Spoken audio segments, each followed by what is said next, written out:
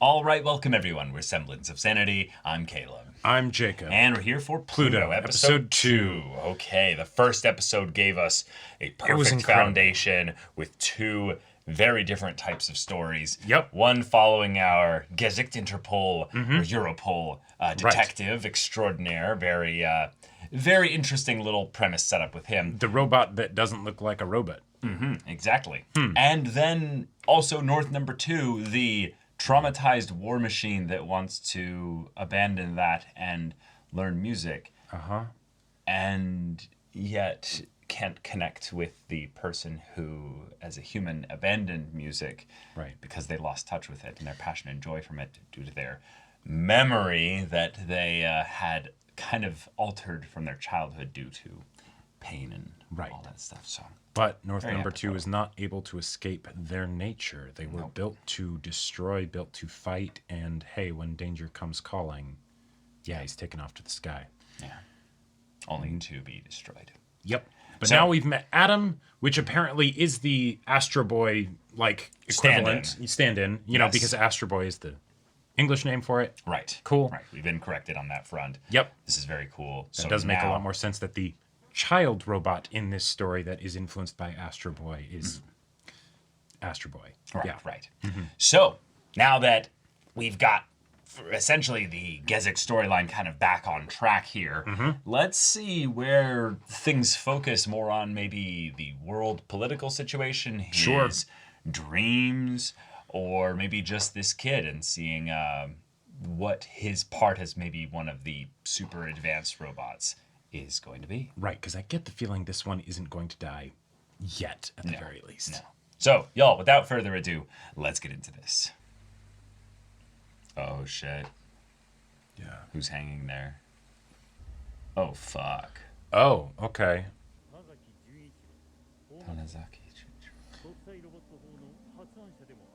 Whoa. So one robot, then one human, one robot, one human? Yep, those antlers. Yeah.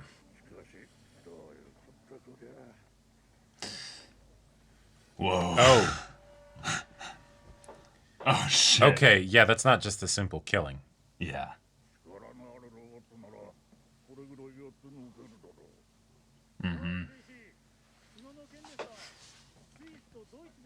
Oh, here we go. Yeah. All right.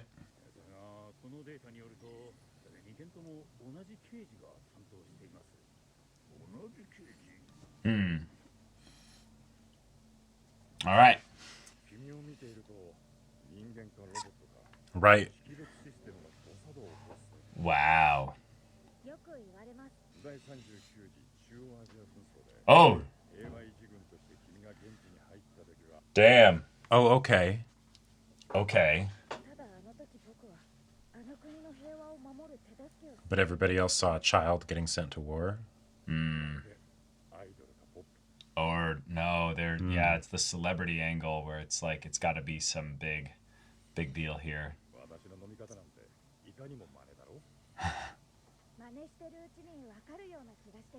Whoa. Okay. Whoa. That's a concept. I feel it in my heart. That's a statement. Yeah, incredible. It could be mimicry, but, you know, even if it's not. Yeah, if it is. If the mimicry is genuine enough, what's the difference? Right.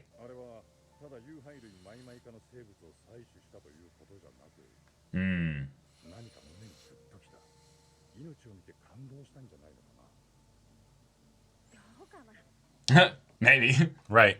And he even answers like a kid would. Yeah.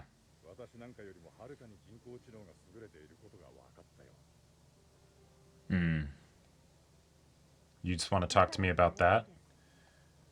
Oh. Shit. Yeah.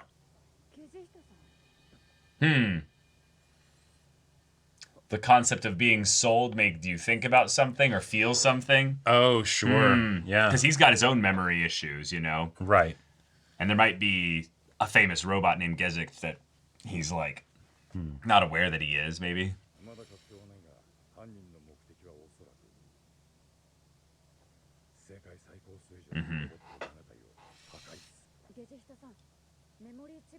Whoa, we're immediately addressing this. Yeah. Oh, sure. My right. artificial intelligence is stronger than yours, so. Sure. Whoa. Okay. And it still takes a minute, though. You know? Right. That's interesting, though, that the port seems to be by his heart, or where a human's heart would be.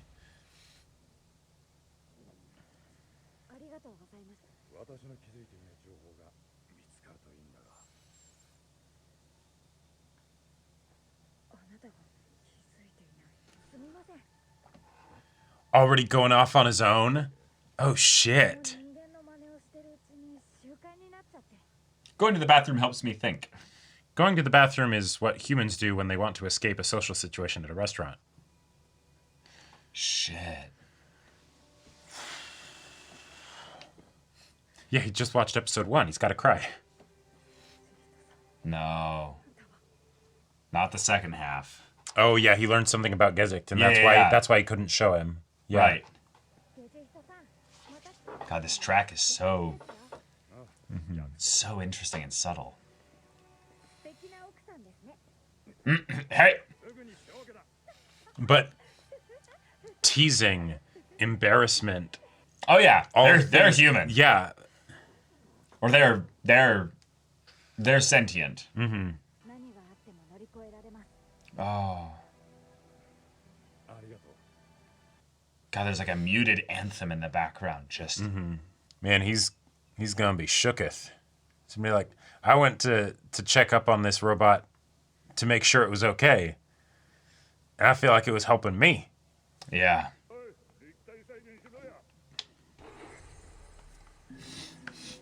Cool. Let's see some tech. Yep. Get the full hologram or something. They analyzed the house. So they're gonna know exactly what happened and how and where. And all Oh, that. gotcha. Yeah, I was thinking it would be like the body, but no, that's a great point. He's just here. How?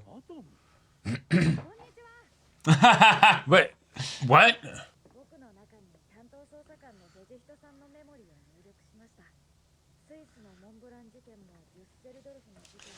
Dang. I love it. All right.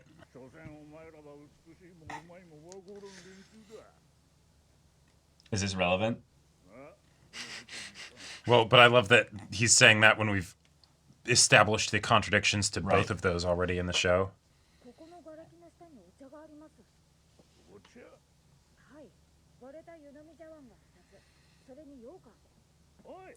Oh, T for 2, but there's only one victim. Okay, okay.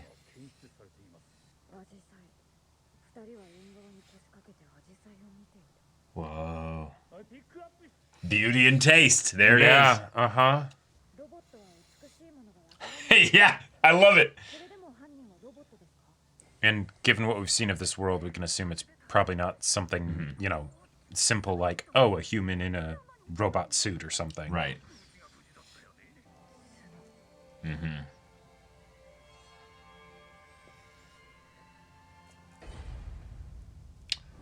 Whoa. Oh, yeah. Because he has the Because memories. he swapped, so the time when, Yeah. uh-huh. Oh, fuck. Pluto.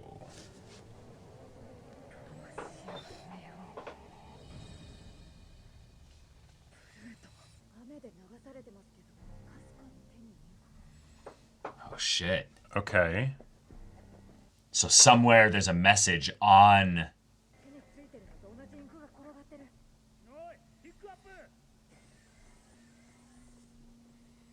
cards.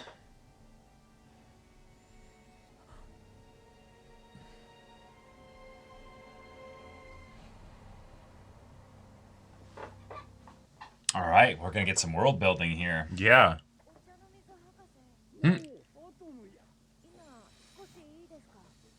I like that Adam is now just immediately a main character. Right. Kind of effectively another investigator. Mm-hmm. Mm.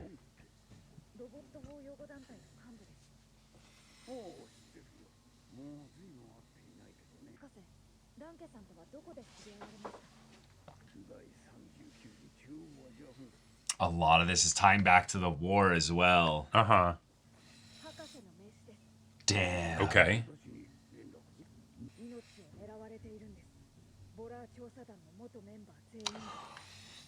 All right. Oh.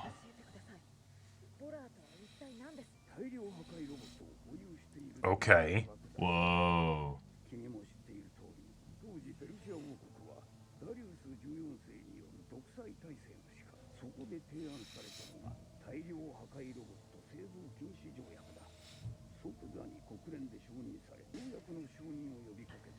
Oh. Huh. Yeah. Huh. Okay.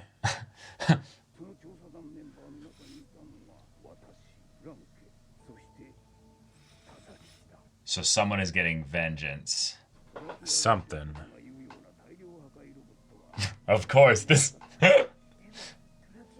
They had no basis. Well, also, This we is call starting it, to make a lot of, like... yeah, but like, we call it Persia, but we don't call the Yeah, United yeah. States of America America. Well, because it wasn't Persia back then.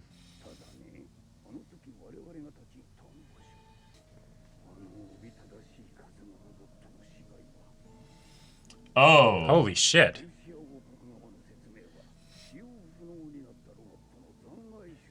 Huh. But like, depending on how robots are treated, that's effectively a mass grave, right? Like, Yeah. Oh, shit. Yeah, so we've got a big, big conspiracy going on right now. With some very, very specific real-world connections Yes. and absolutely. parallels here. Is this supposed to be Mont Blanc? Yeah. Yeah. Oh, The distant gunfire. so much death. Uh-huh.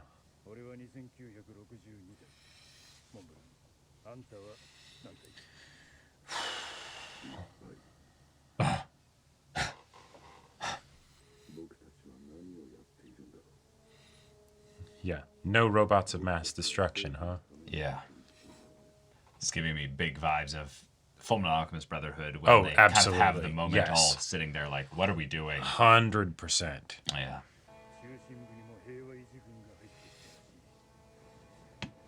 Ah, right. Gotcha. Mm-hmm.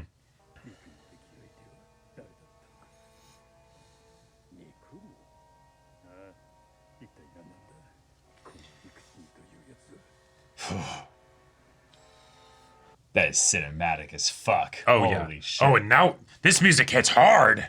Body your young man, tall man. Is that actually what's... Oh, okay. No. Yeah.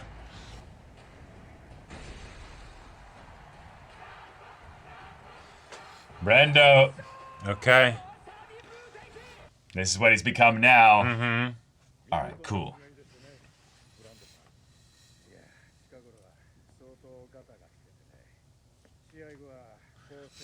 Oh, that's just an exoskeleton. Yeah. The actual robot is very much like a person. Like, Uh-huh. But that... oh, so that wasn't him as a young person. That's just Yeah. That's just one of the robots. Yeah.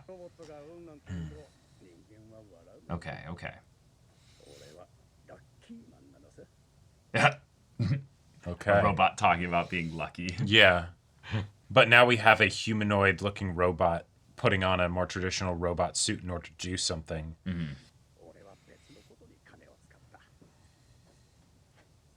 What's that? A family? Oh. Oh, yeah, I think so. Oh. Oh. And does he They all need look to be... so happy. But if depending on how many of them are robots, if he needs this amount of wealth in order to have a family like this, because in order to get robots that like look human, like Maybe, they're that advanced, sure. they're that expensive or something But it like could also that. be that he just adopts kids, you know? Sure.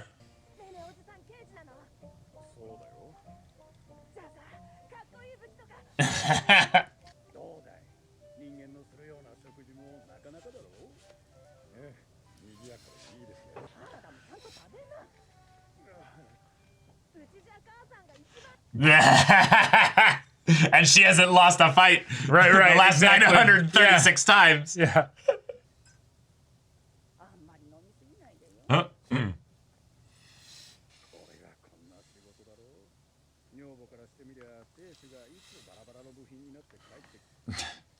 Yeah. Yeah. Okay.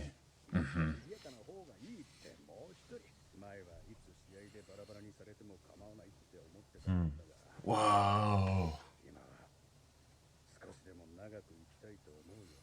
And yet theoretically you could because you're, a machine, right? Yeah. That also is a fascinating way that you could solve like the problem of like kids without homes and stuff. Yeah.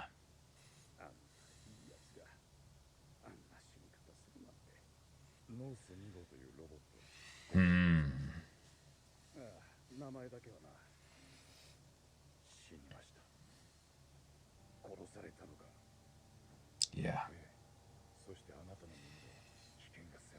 I like the whispering change there. North number 2 was pretty advanced like that too. Huh? Don't drink too much. But,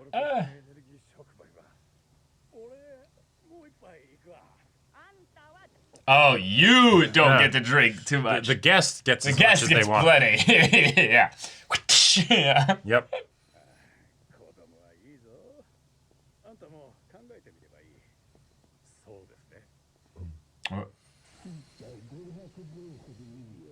Oh.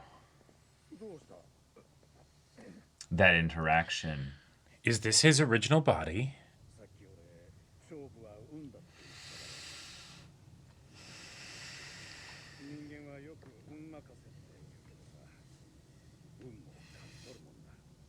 There is no fate, only what we make. Yeah. Okay. By the end I of hope it this episode, keeps he'll up. be dead. Yeah. And probably his whole family too. It's interesting that they change up the chassis that they fight in. Right. Feels like it could be the equivalent of like, oh, you see them duel but with this different weapon. Right.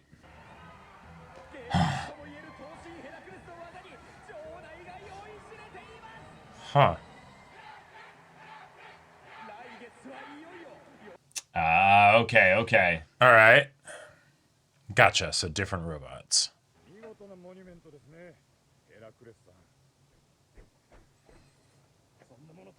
Right. Okay. Okay. Yeah, this guy.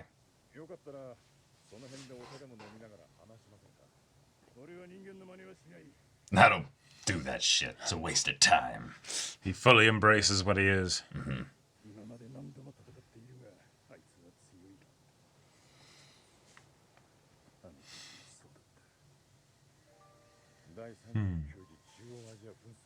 It really is chilling when you think about the fact that it's the 39th, Yeah. not the year in 39.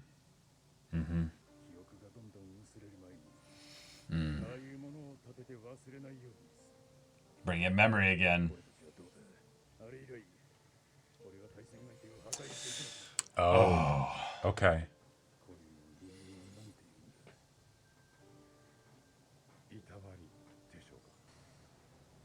You can feel a storm coming. We don't know where it's going to be coming, though, right? It could totally be Brando. It could be one of the other ones. Oh. Oh. Yeah. What the hell? Yeah. Right. Yeah, sorry about that.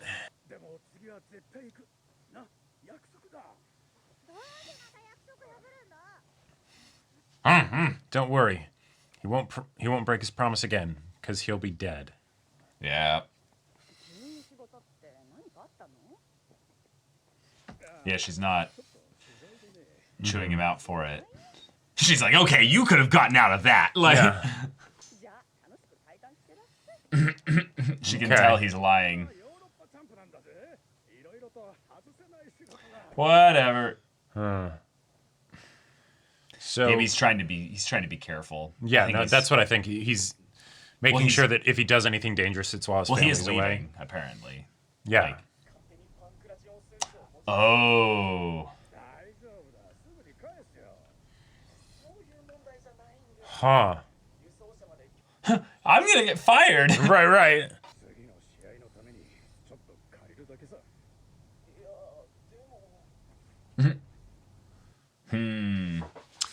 Okay. No, I think he knows. Yeah. Yeah, Storm's Shit. here. Relax, pal. He's talking to No, the yeah, one yeah. above following him. No, right, but pal specifically, that could be sarcastic or it could actually be serious. Mm-hmm.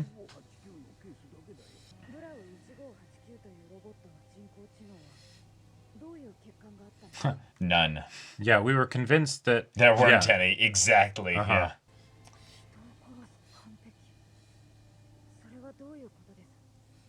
It's just a matter of time before it happens again.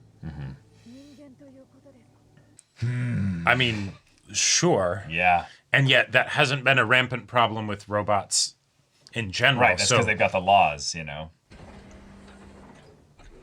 This thing can fly, though. Or the person has ability to fly. Shit. Head and heart, Yeah. and the body just stays behind. God damn, that's Well, terrifying. Here we go.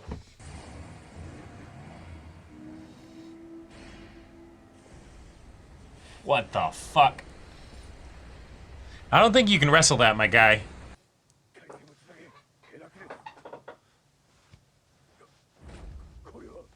Oh, shit. Whoa, whoa, this is cool, communications-wise. All right.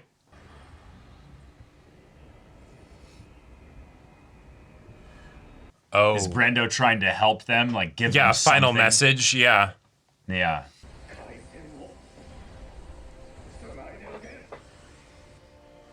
Holy shit, this is cool. I always fight best with an audience. Yeah. Yeah, uh-huh.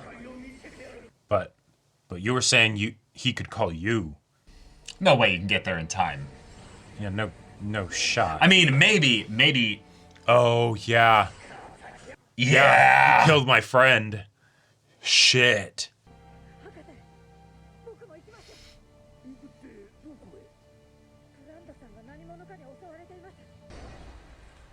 Whoa, whoa, whoa, whoa. What? Whoa.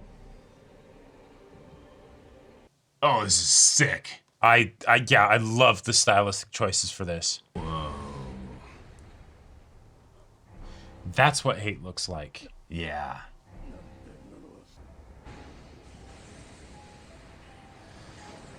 Shredded pieces.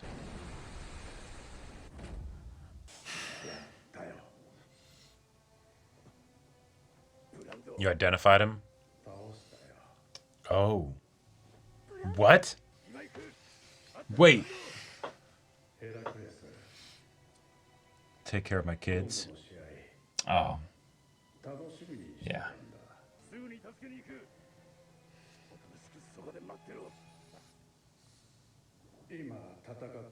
Mm-hmm. Yeah.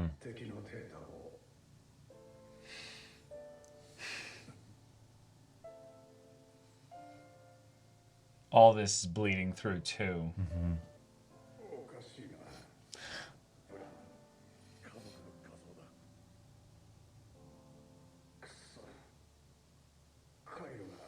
Oh, he can't think of anything else but them in this moment. Oh shit. Oh.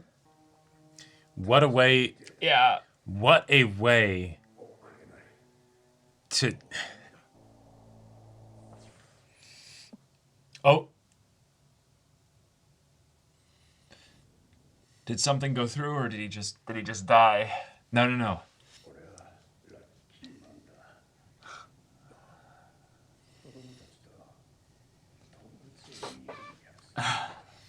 Damn.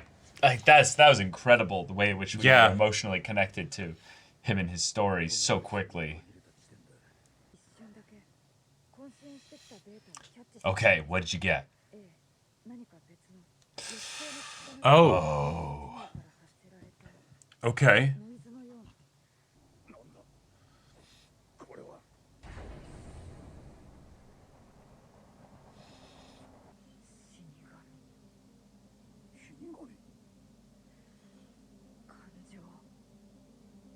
hatred. Yeah. Right. I mean, he did say that he got it. Yeah. He did say that he got whatever it was. Right. So it lost 2.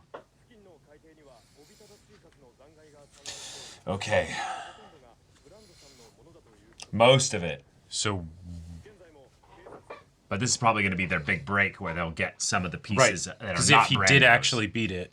Oh, right, but it's seafloor, so they wouldn't. Yeah.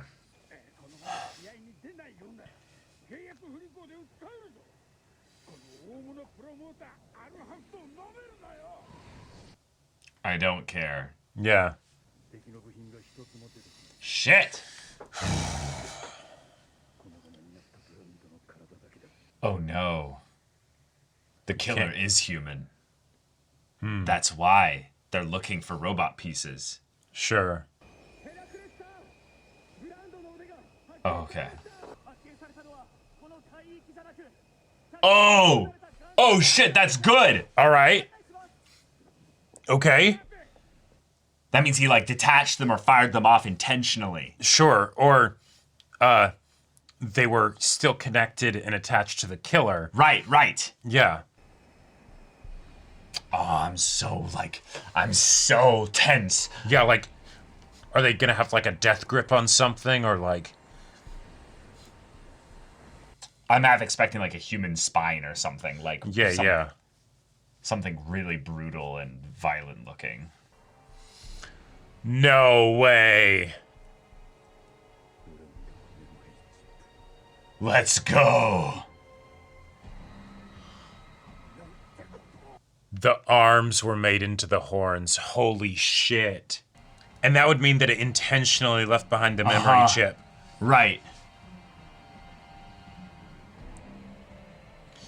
Almost like how he might cheer, you know. Oh my god. Like, Oh. what the fuck? Bad.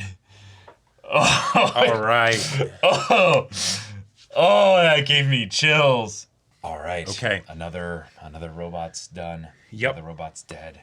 Brando was effectively and efficiently introduced. I'm impressed with how quickly I was able to emotionally be invested in his character, even though I knew he was going to die. Yep. It was set up perfectly. They did the whole kids angle for the most effective, like quick knife wound of emotions. Exactly. But the idea to have him trying to transmit the memory data, and he can't because the emotions of his connection to his kids overrides that. And that's not just beautiful. Not just the fact that he can't, but that he doesn't understand what's happening. He's like, I'm having my circuits are crossed for some reason, right? Malfunctioning, yeah. Yeah. I adore that, and especially after the initial example of North Number 2. Yes, we had Mont Blanc, but that wasn't like we didn't get to know Mont Blanc before it happened, right? That was part of the introduction. Yeah. I like that this one was acknowledging of the fact that it was very direct about it, right? It's this guy's going to die. Here's the kids. Here's the family. This is why you should care. Yep. You know,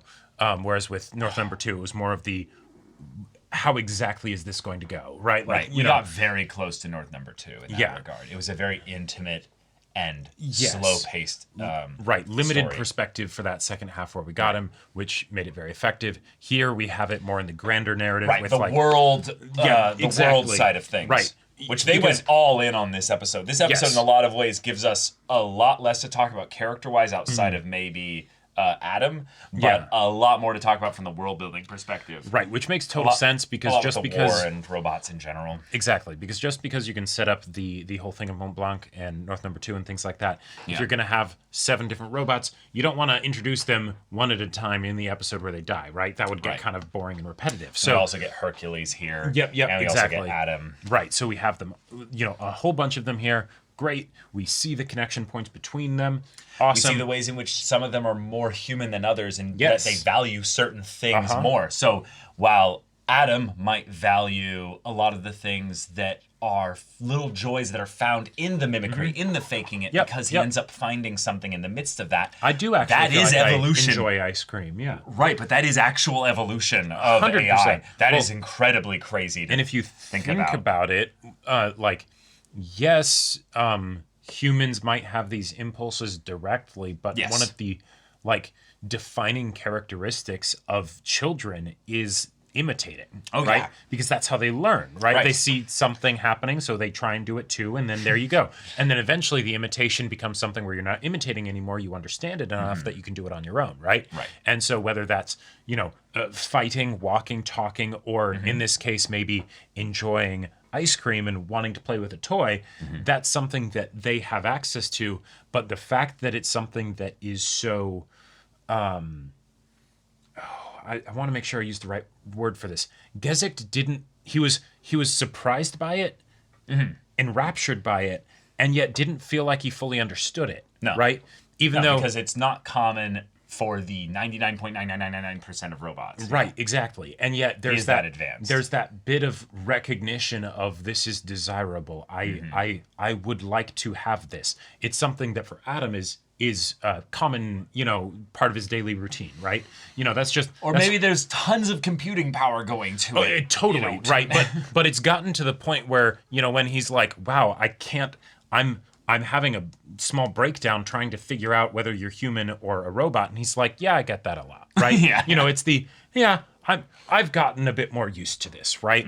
And I feel like that's something that they're getting at here with the line of like we're evolving, and this great enemy that is, like attacking them and everything. Like this is a revolution that is happening on at least, one level. And now we are just getting to see it unfold, and awesome. Love it. Yeah. I had two vibe-related things that I want to make theories on, but before we get into that, let's go into the world stuff. So, big thing that we had kind of revealed here was that there was a point in history where robots were being used for war. Yep. But there was a weapons statute of limitations put on them with regards to WAMDs. And then, of course, the United States of Thracia claimed that one of the other countries that was getting a bit militarily strong had them, united the world against them, and they were wiped out. Yeah. And oh, hey, there weren't any. Oh, hey, there weren't any. This is a direct, Iraq war, connection here. But not just that.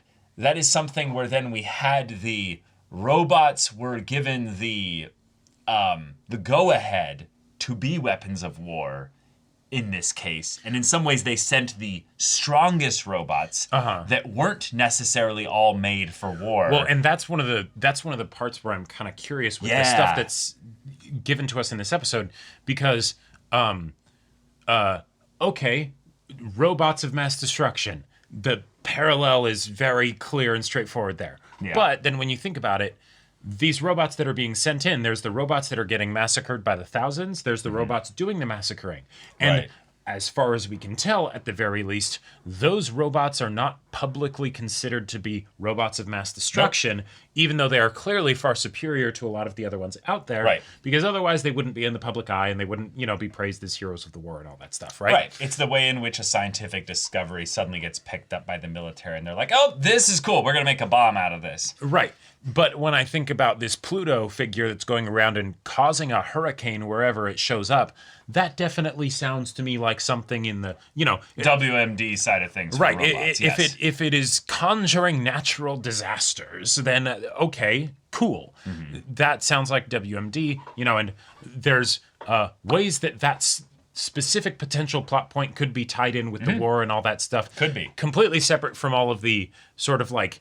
or it's just a recent one that was developed and it's gone haywire. Or it's fulfilling its duty. Right, like who's to say that Mont Blanc or any of the other robots that were, just slaughtering other robots by the thousands in the war wouldn't also be a robot of mass destruction if they were just, say, like maybe the key difference with the robots of mass destruction is just that they were capable of theoretically harming humans because they were going to be doing something so widespread that there would be collateral damage. No, that's exactly what I think it is that they're built to break the laws. Sure. Of robotics. And hence why you then have something that is concretely able to be like, hey, we can actually outlaw this specifically rather than saying robots can't achieve a level of like, Right, and that's the scary proficiency thing. Or something. That was something that was okay to do beforehand as long as, right, you didn't use it. Well, or the It's a natural, it's the drones nowadays, right? Okay, we build drones and all that stuff, and then eventually drones are just fighting drones because that's what's practical. But theoretically, they could be, Yeah, because that's what drones are totally used for now. sure. But in this theoretical situation where you get to the point where it's like armies of them, kind of a deal, right? Because okay, maybe cheaper or more sustainable, who knows? But then it's like, oh yeah, no, if people are actually going to be using these for War. like the War. the Conquering. right, the more realistic and less fun to think about war, right? No, that's just war. Yeah. Just the idea that if you have an army, the reason why the army doesn't go home after it's done winning is because an army is not just for fighting armies, it's for subjugating populations. Right. So, therefore, these robots would have had to, at some point, be able to enact upon the threat of violence against the humans they would have been subjugating. Right, even if it's So- with we have all of the, the stuff that the police bots or whatever have of, Yes, stun batons, non-lethal. right, non-lethal, don't worry about it. Yeah. Yeah. And so I feel like this show is setting up a whole bunch of different things with all of the societal commentary that is happening, and then it's the choice of, all right, which ones of the potential, like, berries does it want to pick from the bush, right? Like, yeah. Well, it's picking already a few, so let's go for the Yeah. ones that they are picking. Right now, we're targeting specifically the idea that robots can kill people. Yes. We know this, at the very least, because of the Brow 1589. But Yep. we also know pretty sure at this point that unless there's something really crazy going on with cybernetics, the Pluto enemy has the capacity of a robot. So is most likely a robot Right, exactly. until evidence contradicts We're that. probably not going to get out of it on a technicality of, no, it's actually just a human in a robot body, because then Oh, that, no. we could. No, I'm saying so Okay. for the purpose of letting me continue Yeah. this here, it has the effect of a robot, so therefore Right. until evidence to the contrary shows up, Exactly. it is a robot. It is a robot. Yep. But what is happening with all our robots right now is that they're being targeted for reasons that feel very human. The Yes. reasons that they're being targeted feels like a human act of some kind. It's targeting the humans that are ones that designed the robot laws and freedom and Yep. rights and all that. We have also then the robots that went and committed all this mass murder Yep. of, well, not just necessarily robots, but Even if it probably was, just robots. yeah. You know? I will fully buy the idea that unless we have, like, other than maybe specifically with Gesicht, because he has some stuff going on, that sure, the robots just killed other robots, but a robot's not going to care. Like, that's still a situation. Like, they were having PTSD because, oh shit, we slaughtered thousands of our own kind. Right. Yes, you could absolutely have a vengeful robot that's like, fuck you guys, right? Right, I'm right. gonna find you. Right, but even if that's not the case, the country as it was, and the nation of Persia, I guess in this case, was probably put through a lot of suffering because of what ended up happening. Sure. So Yes. these people being the victors, all then getting targeted here. Oh, yeah. There's a Like- bunch that can be explored there, and also we don't know how hard this world building goes into robots can't harm humans. Yeah. But it might be so extreme that whenever a robot goes to fire its weapon, it then scans the thing that it's about to fire at and goes, is this a human? No, it's not. Is there a human inside it? No. Is there anything? Okay, now I can fire. Bam. Right. Or it's well, we need to be effective, so how about you carve up and destroy everything in this area after we do an aerial scan of some kind of, nope, no humans. You're free. Go kill everything. Oh, well, the desert has kicked up some clouds. It's kind of hard to tell Yeah. exactly. Yeah, just go kill them all. No, if a human were to parachute into an area that had already been deemed to not have any humans in it, and they like, And they're firing massive. exactly, right. There's no way they're going to be able to or stop. put another way, Right. And I'm glad that you brought this one up. Post-war, that can be real shit for the country that got beaten. These robots helped the country get beaten. So if people die as a result of, just indirect Post-war consequences, stuff, yeah. post-war stuff, are they killing those people? Right? Like it's these sorts of things where once you get to the level where these robots are able to actually think, right? Yep. They're not just purely executing on directives, right? Right. Then those kinds of questions would come up. And Right. and so then it makes a lot of sense for the first robot that we're truly getting fully introduced to in the show to be Mont Blanc, who is a peacekeeper, right? And yeah, totally, right? Because then if you're not supposed to kill people, if you're not supposed to hurt people, then also look at the things that might indirectly be hurting people. Right. Great. But the fact that we have the Brow 1589, right, which definitely did kill somebody, and we have a bunch of robots that might not be to the same level of protector of humanity as Mont Blanc, that means that you almost certainly have some situations where you have robots indirectly causing the death of humans.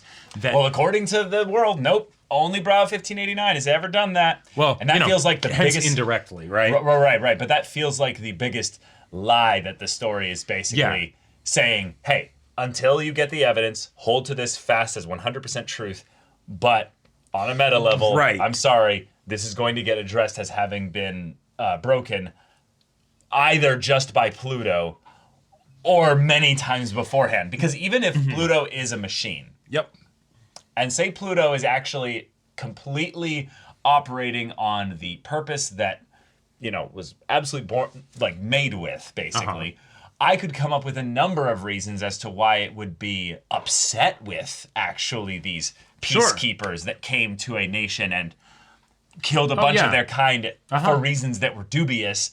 And then it's this is your justice. You were all, you dealt death, and now death comes to you. Well, and then the people that decided the laws for how robots are going to be treated, the fact that it was timed in such a way that made for a convenient political maneuver to say, yes, these are good laws, but oh, hey, we're pretty sure that this country's breaking them, so now we can go in and basically mete out justice on them, right? And be, keepers of peace. Yeah, exactly, right? Like there's all sorts of ways in which this could go into some dicey territory. I mean, it already has. Yeah, already has. Completely separate from the indirectly hurting humans or the fact that in this episode we decided to just casually introduce the idea of robots switching bodies, which up until now from the first episode... Well, okay, so robot switching bodies is something you're extrapolating off of the point that Gezicht had with the memory of the buying that... No, so not actually from that. What are you getting that from? From the suits. Oh, Because, sorry. Because... Of course. I thought you were meaning, actually fully switching bodies. They're not actually switching bodies. It's just taking the parts that are already its body and attaching them to another chassis. Right. But it didn't it's still the same brain and everything. Totally. But if you think about it, even with the visualization of how they showcased it, it was we don't need the actual body. No. We take the head and then whatever's in the heart place, right? So two vital parts, and then we put it into this suit. Central processing and memory, right? And really, the reason why the head is still intact is because that's probably the way to make it the most modular, so they can do a quick transfer, as opposed to actually opening it up and then taking out the part and putting it in the new body. Yes. At which point you would just actually have a new body. You could maybe get put back into your old body if you wanted, but for now, this is your body. Well, right, but that's the point. The body is irrelevant. No. But that's something that is could have some very interesting implications for a few reasons. One, potentially the whole Gezicht thing, sure. Two, the reason maybe why Brando thought he defeated the enemy and he actually didn't, because maybe he trashed this body, but he didn't hit the vital part, and so then the reason that they're able to get away is because the parts eject somehow and shimmy themselves away. Yeah, of and, course. There's all kinds of ways you could have that. I think the point that you're getting at, though, is still a very human one, of the idea of the body having any value beyond the Right. function and the memory, basically. Like, Yep.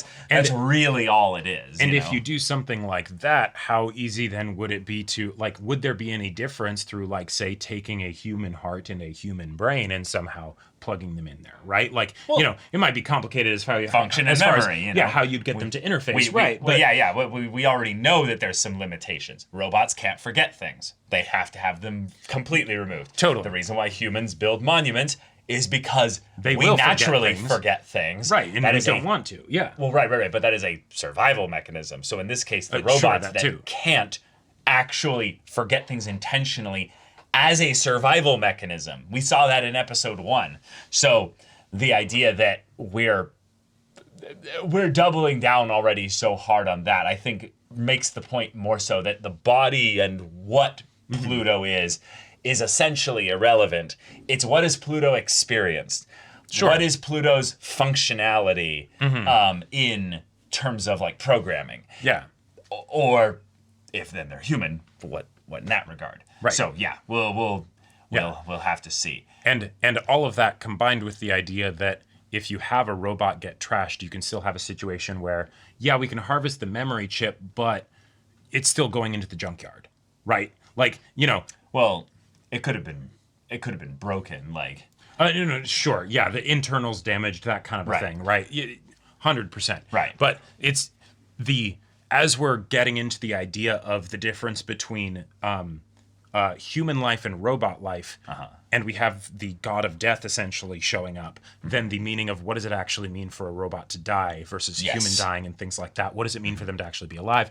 That's all part and parcel with the conversation, right? Right. It's what Hercules was talking about how we are effectively immortal, not because of our ability to live longer by having better parts and stuff. It's because we don't forget. Right. We don't forget, meaning that in a lot of ways, every single robot, every single life, every single experience that a robot would have is forever. Right. It is never going away. And I really want this to be the thing that makes Pluto Pluto, is that it's just they're the storehouse for the dead. Sure. They're just the Hades equivalent here, in this case Pluto, but they just remember too much. They should have had some things forgotten about. And maybe that's why the memory chip was there, because it actually did want the memory chip. It wasn't leaving it behind as some sort of clue or taunt or whatever. It stole the memories. Right, it stole the memories, plugged it in, and it's like, cool, I've got your soul now. Bye-bye, right? Yeah. And I'm going to make sure that you stay here. And so it's, you're not actually fighting one, you're fighting 10 million, right? You're fighting a whole horde of them, right? I also did get that vibe of the host of Voices of the Past thing. There was the song in the very beginning of the episode when Pluto, I keep calling it Pluto, but when Adam was talking, that kind of sound of voices and stuff, and then the idea that Adam so quickly and casually was just like, boop, boop, done, gave me the vibe of like, oh, that could be what the antagonist is doing, of like, if it's that easy, well then also, they could absolutely do that with these super intelligent other machines. And especially when you multiply it by a factor of, n, whatever that means, right? Because with Adam, that happened in an instant with one memory chip from Gezicht, right? And Gezicht is advanced, but not top 7 advanced. Sure. And at the very least, right, like it was something that emotionally affected, whether true emotions or whatever, Adam to such an extent that he was overwhelmed by it, you might say, right? And he had to excuse himself to the bathroom to kind of process it, right? So if that's one specific example that is so overwhelming, but like straightforward as to be something that there doesn't need to be a lot of explanation about it. Yes, there's the mystery of what is Gezicht's specific baggage and all that stuff. Right. But that's something that theoretically any robot would have, right? Or any person if they somehow had that kind of memory downloaded. Oh, hey. Yeah. And so then something like an amalgamation of all of the, the memory units into one entity makes a lot of sense. Yeah. But Adam was probably my star of the episode as far as characterization goes. Brando was pretty cool in how he was efficiently used, but the way in which Adam had the casual, like, robot xenophobia kind of being given to them of like, oh, you guys don't understand beauty or taste. like you were saying earlier, right after they'd experienced that. But then rather than address it in a direct way, Adam just has this thing where he kind of just shifts into robot mode and he's like, okay, I'm not pretending. And he kind of narrows his eyes a little bit and just kind of drolly kind of looks at the person. It's the, okay, if you're not willing to interact with me as a person, fine, I'll be a robot. Right. I'll do my thing. And then he just does his thing, addresses every single point almost accidentally. You know, it just was helpful to the case. But I'm addressing all the points of the, no, robots don't understand these things.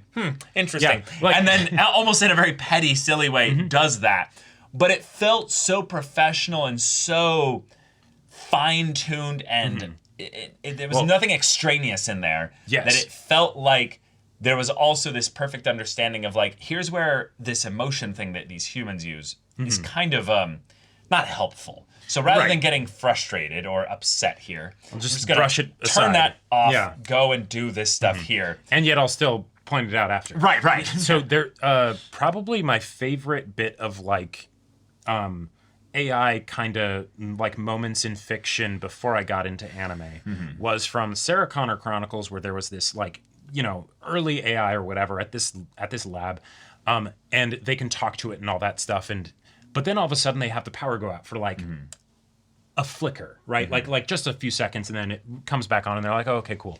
And the AI is freaking out, and it's like, my God, why have you forsaken me? And they're like, wait, what? And they're like, oh shit, this is a robot that because it's processing so quickly, 2 seconds is an eternity for it, right? So it effectively was just went through hell, right, because of what happened. And so little benefits that I feel like we can get here, this is my personal explanation for it in my head, is that Adam has the benefit of being able to think up the perfect response to any kind of like someone being shitty in a social situation, and just be like, yeah, in 2 seconds I will have the most perfect comeback ever that I can then use whenever, because you know, yeah, you're humans, you're dealing with your human parts, but I don't have to do that. Right. So that is a very fascinating thing of the idea that, like, yes, in all those moments where Adam kind of squints there, it does feel like it's suddenly there you go.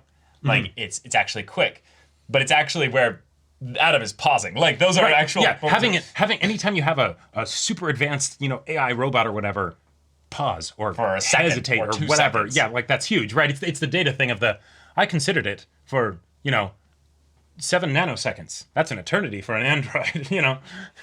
Yeah. Yeah, that was great. Okay.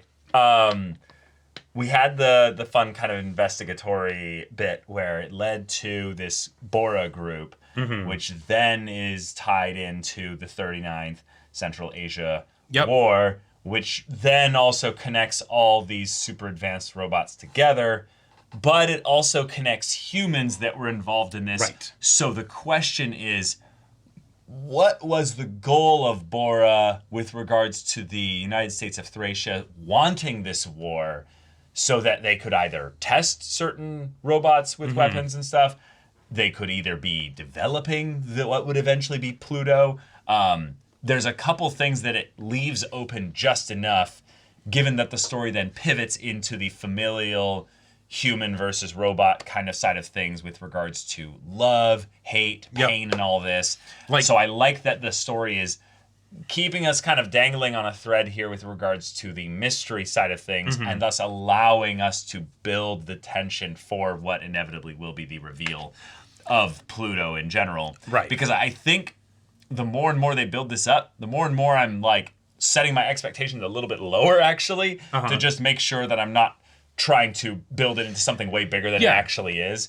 As an example in my mind, right, the whole thing of the United States of Thracia, I'm like, okay, yeah, here we go. Let's like familiar territory. But you know, if it ain't broke, don't fix it. And yet at the same time, that might not necessarily hit me as hard as say some of the stuff from the first episode, because I feel a bit more familiar with it. If this is what we're doing, makes sense. It's a good angle to go, especially with the whole robots being used for war and stuff. Like it would almost feel weird if they didn't do it, right? Right. And if anything, this was probably a much bigger deal when it came out. Exactly. That's right. a manga. This is an adaptation long after the source material came out. Source material's old, yeah. In and of itself was a riff off of a very popular right. previous now source that I'm material, thinking right. back on it, I want to say this manga is from the 2000s, so it actually so- feels really Right, so like really this, on point. this that could they, be very topical, you know, oh, like I think it probably was like extremely topical. sure, yeah. Yeah. And now we're all like, well, yeah, we know. right, yeah, it's the we're just kind of depressed. oh about no, it. you have corrupt politicians or church leaders or something. Yeah, that's it's more Well, weird. no, if this you is a don't do literal thing in history that our nation did. So. No, yes. Yeah. No, yeah, I gotcha. No, I Yeah. know. I'm just saying it's different than just saying, oh yeah, there are bad people out there. I'm saying no, this is a specific thing that we had, Mm-hmm. and I just find it to be really cool that it happens in this anime that's come out, way after those events and stuff like that.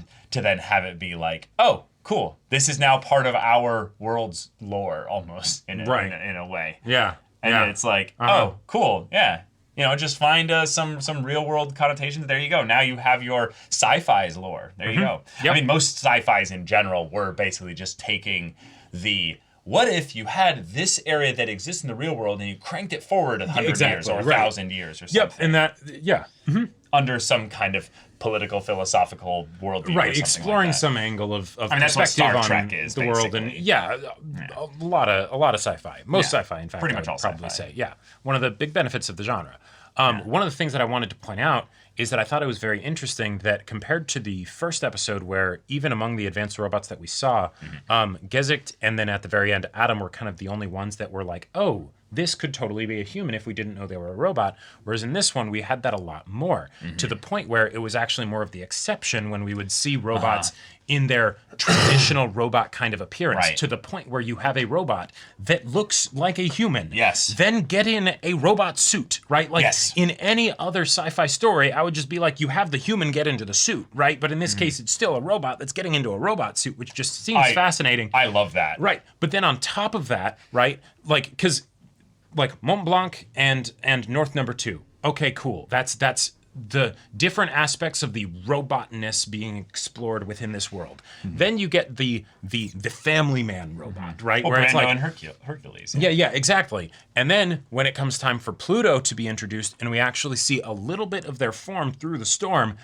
this is as giga robot as, like we would kind of expect from a robot that's able to take out all those other super advanced ones. But like, it's got the giant shoulders with maybe spikes on them and stuff. Oh, you're talking about Pluto. I swear to God, I keep switching Pluto and Adam. Pluto and Adam Yeah. because it's the name of the show. Right. And I'm like, Yeah. so But annoying. like, I don't feel like I fully am able to articulate what the show is doing here, but the way that it plays with both of the robots that look like people when they're kind of more engaging in the human sides of themselves, Sure. and then the more obvious robots when they're doing the more robot things that then makes it more dissonant if they do something different, right? It makes it even more fantastic that Mont Blanc is this, conservator and guardian of nature. It makes it even more wonderful that we get to see North Number 2 connect with this old guy and want to learn how to play piano. Right. And then, oh shit, yeah, Brando has to get in his suit and go up to face. God, I love that. The idea Pluto. of like, from that point when we see him saying, I can't go to the zoo with y'all, he already knows that this thing is stalking him. Mm-hmm. And so by the time he gets out there, he's already like moving to a place with less people. Yep. He's getting his suit there so he can actually go in and have a fight. Right. The thing is also letting him do this. Yes. Because it Yes. would rather fight him in a way where less people would die. Which is interesting. Which is very interesting. Which I would say definitely feels like it could lean into the whole brought about as a result of the war, not just because we focused on the war a lot, right? But because you could have something where the antagonist has more care for collateral damage than the actual, like, Well, than the heroes of this story. Yeah, than the heroes of the heroes story. of the 39th, war. Right, exactly. Which would be all sorts of, delightful and tasty. And I want to bring this up here because we looked really closely at the little look that we had of Pluto. And you noticed something that made me go... It's an X on its face. Yeah. And the eyes are like coming out of the sides of the X. Right. But think back, Jacob. What was another anime I made a connection to earlier in this episode? Oh, Full gosh. Metal Alchemist Brotherhood. What on Scar's face Oh. is on there? Yeah. It's an X. Yeah. Okay. Very scary eyes. A Right. demon left over from the war. Yes. 100%. Yeah. Like, what if FMAB, They were or like, FMA in general, took all right, inspiration from Pluto this? is really cool. Let's Let's take a little bit of inspiration from there. Yeah, exactly, right. I can do my own fantastical kind of thing with that similar war feeling. And right. Everything that was done in Pluto was so good, even though it was with robots, that we can just make it actual people. And it, and there you go. I'm just saying, it works. Yeah. Scar goes and hunks down the Well, and if that's the case, alchemist who went and if that's the case, that would be fascinating, because there's that part of me where I'm like, okay, Pluto is built up to be so interesting with the force that they are and the mystery of what, how they came about, what they represent, all of that stuff, that I don't want them to just be finally revealed and have a conversation with them or whatever at like the very end of the show, right? Well, yeah, that's actually where I'm lowering my expectations specifically, is I think it's actually going to be either one, this is my vibe take. Yeah. I think it's going to be extremely simple and like just what's the word?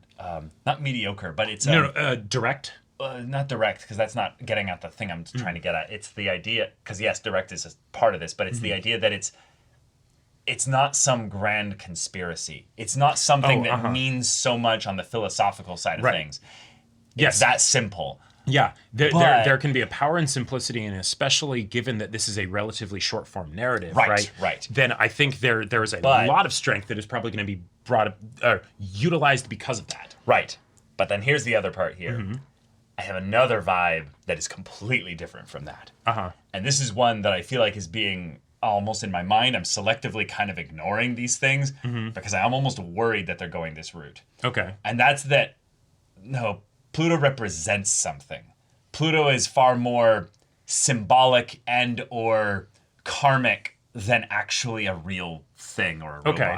All right. And that's where I'm a little bit like, oh, this can get spiritually kind of not, Yeah, so yeah. So here's And that's something that I'm almost like, oh, that's really hard to do right. I don't think it's going to do that from a truly literal perspective. No, even though, but yeah, but because we actually saw a robot outline. But yes, they were definitely leaning into that with the. We've never seen it. We've never seen it. We see a storm when it shows up.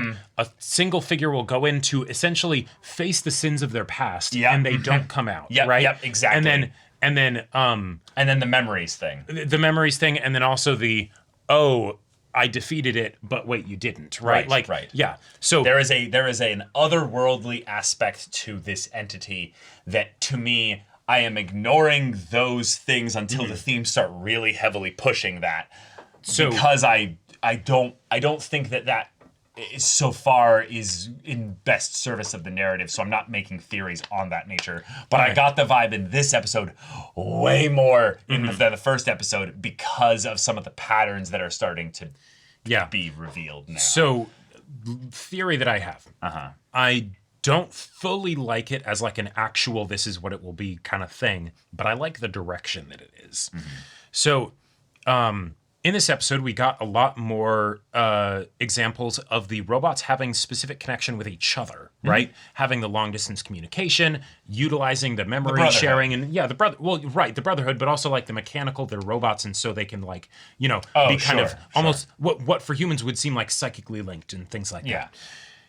If you had robots that want to experience, want to learn, want to grow, right? What seems to be the immediate, direct, fastest, and most efficient way to do it is to not actually be going based on your own experiences, but to be going based on the experience of other robots as you just just hook up to the internet and just immediately get all the info exactly you could ever need. Humans have to interface with each other with language, and that's a lot of things get lost in translation. A lot of things get lost in translation. But if you however this would happen, maybe you have some robot that's surveying their destroyed countryside, and they're just wanting to basically be like, yes, I will carry on your memories. I will send a message to your loved ones or whatever. And so they Blanc in that moment. Yeah, right, exactly. And they just pop in the memory chips of thousands and thousands of robots. Oh, what do you know? That could be Pluto. Yeah, exactly, right? Like there would be so much data wrapped into this machine that any sense of identity I would completely see as probably being lost, right? You know, and that could be a part of where it's the karmic force of nature, inherent byproduct of these things happening, because it's the, you know, your actions have rippling consequences, and this robot could have been any of them. Right. And then as a result of all that stuff happening, it could also become this thing where it then, you know, gets all of these skills with regards to fighting and things like that. It you know, figures out how to develop itself to become super strong. Yeah. All of this crazy shit, because it's essentially a country in and of itself within a single chassis, body, etc. Sure. Possibly. I have no idea if that's what they're going to go for, but if they wanted to have an in-universe reason for why it would get to the almost like mythic, cosmic, godlike level, I could see that being you tap into the question of what is the soul, what is a robot soul. We're getting into the idea of memories and having the love and the connection between that there be shared, the pain, and then what do you know? There you go. That's basically what a human soul is. So. And tied into stuff from the beginning of the story, the first episode, with the way it was used in that episode, the way that Gezicht was like, "No, I'm not going to connect with you, bro." 1589. Sorry, that is dumb. That's dumb as fuck, right? Yeah, why would I do that? Yeah, but what if someone interacted with like 10,000 of them? Sure, you know. Yeah. But all right, all right. That's episode 2. Y'all, thank you so much for watching this episode's reaction and discussion. If you want to see the next episode's reaction and discussion right now, though, go check out the link in the description below for our Patreon. You get an early access there. You can watch full-length timer reactions there, and all of this comes with Discord access, so you can chat with us in the community there about this show, about anime in general. And also be sure to check out my Baldur's Gate 3 Let's Play on Twitch. And if any of that interests you, we'll see you there. But until then, we're Semblance of Sanity. I'm Caleb. I'm Jacob. And we'll see you all next time.